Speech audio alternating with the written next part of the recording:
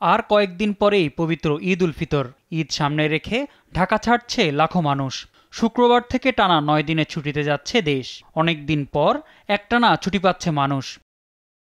ঈদের পূর্বে শেষ কর্মদিবসে সচিবালয়ে বৈঠকে বসে ক্রয় সংক্রান্ত উপদেষ্টা কমিটি। বৈঠক শেষে অর্থ উপদেষ্টা জানান, ঈদের ছুটিতে প্রয়োজনে অনলাইনে কার্যক্রম সারবেন সরকারি কর্মকর্তারা। বিশেষ পরিকরে ইভেন উপদেষ্টা মন্ত্রীর সদস্য বেশিরভাগ আমরা ঢাকা থাকবো, এটা কথা হয়েছে। দরকার হলে সেই বন্ধের মধ্যে আমরা দরকার মিটিং করবো। সো এটা আটকে থাকবে, এটা আমাদের মধ্যে কথা হয়েছে। বেশিরভাগ আমরা সবাই ঢাকা থাকবো 2-1 দিন। আর সচিবটি যদি বাইরে যায়ও, দেশে থাকলে তো অসুবিধা নয়, বিদেশে গেলে আমরা জুমের মধ্যে গেলে অসুবিধা হবে না।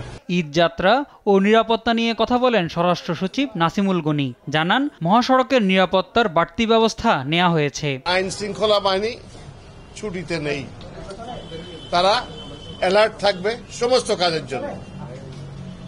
এবং যারা দেশে একটা বিপুল সংখ্যক মানুষ ঢাকা থেকে দেশের বাইরে চলে যাবেন, তাদের যাত্রাটা ফ্যাসিলিটেট করার জন্য আমরা সর্বাত্মক চেষ্টা করছি। হাইওয়ের জন্য এক্সট্রা ভিজিলেন্স নেওয়া হয়েছে। ঈদের ছুটিতে ঢাকাবাসী নিরাপদ থাকবেন বলেও জানান স্বরাষ্ট্র সচিব। আশাবাড়িতে আছেন, তারাও ইনশাআল্লাহ নিরাপদ থাকবেন।